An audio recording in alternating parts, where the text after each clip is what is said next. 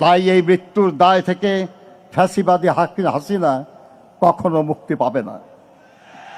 ফ্যাসিবাদী হাসিনার ব্যক্তিগত প্রতিহিংসার শিকার হয়ে মিথ্যা মামলায় 2018 সালের 8 ফেব্রুয়ারি থেকে 2 বছরের বেশি সময় অন্ধকার কারাগারে আবদ্ধ থাকার সময় উপযুক্ত চিকিৎসার অভাবে দেশনেত্রী দারুণভাবে অসুস্থ হয়ে পড়েন।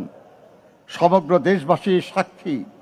পায়ে হেঁটে তিনি কারাগারে প্রবেশ করেছিলেন, কিন্তু নির্জন কারাগার থেকে তিনি বের হলেন চরম অসুস্থতা নিয়ে। দেশ বিদেশের চিকিৎসকদের মতে পরবর্তীতে গৃহবন্দিত্বের 4 বছর তাকে বিদেশে চিকিৎসার সুযোগ না দেওয়ার কারণেই তার অসুস্থতা বৃদ্ধি পেয়েছে এবং তার ফলশ্রুতিতে অবশেষে তাকে মৃত্যুর কাছে হার মানতে হলো এই অপরাজয় নেত্রীর। তাই এই মৃত্যুর দায় থেকে ফ্যাসিবাদী হাসিনা কখনো মুক্তি পাবে না।